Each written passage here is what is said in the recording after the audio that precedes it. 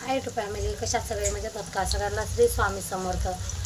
मंडळी भरपूर दिवस झाले व्हिडिओ काय आला नाही, कामानिमित्त कामासाठी थोडं म्हणजे काम होतं त्यामुळे बिझी होते, त्यामुळे काही व्हिडिओ आला नाही.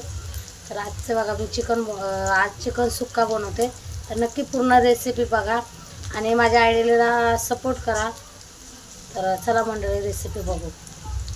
चिकन सुक्का करण्यासाठी कांदा तळून घेतला बघा. कांदा पूर्ण लाल होईस्तोवर तळून घ्यायचा आहे.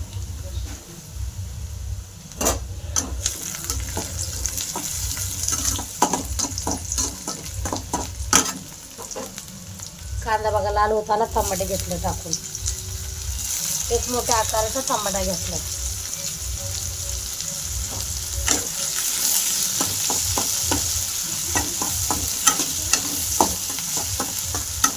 ते पूर्ण तळून घ्यायचं जोपर्यंत गाळा होत नाही तोपर्यंत.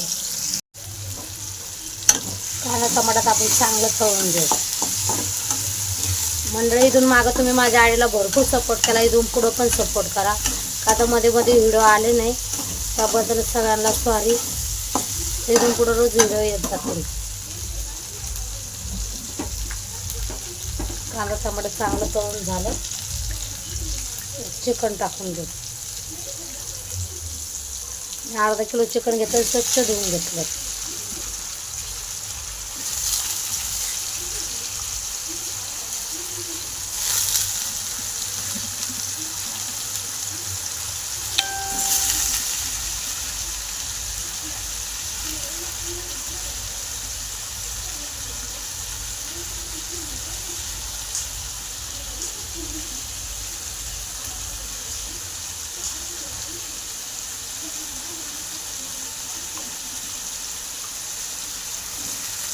गॅस स्लो करून घेतला. कांदा टमाट्यामध्ये चांगलं चिकन परतून घ्यायचं.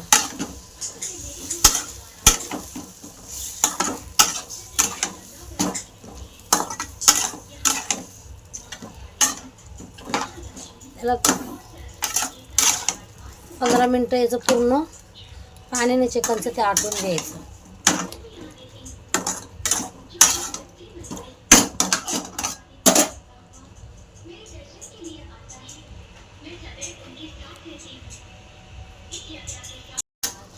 चिकनला आता नुसतं पाणी सुटलं, आता मस्त परतून पण झालं चांगलं. कांदा टमाटा पाणी सुटलं त्यातच मी चिकन करून घेतलं. त्याच्यात आता 1 चमचा हळद, चवीनुसार मीठ. आता हळदी मिठामध्ये परतून घ्यायचं चांगलं.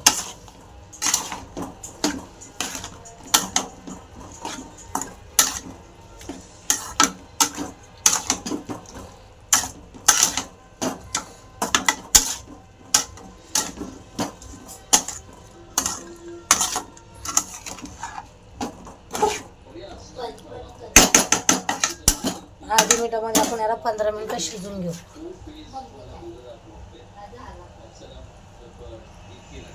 त्याला वाफ काढून घेते एक. बघा हळदी मिठामध्ये चांगलं शिजून झालं. हे बघा मस्त चिकन शिजलंय.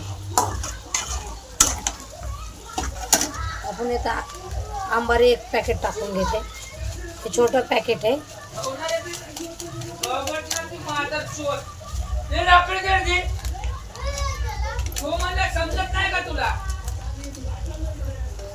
मटन मसाला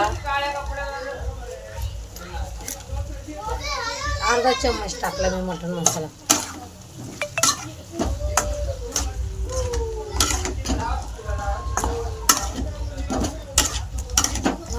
मी थोडं तिखट करणार त्यामुळे 1 चम्मच लाल मिरची टाकणार आहे.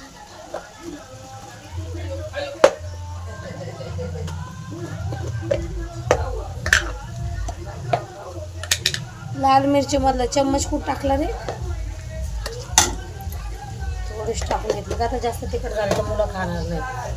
बघा मस्त चिकन भरपूर शिजलंय बघा.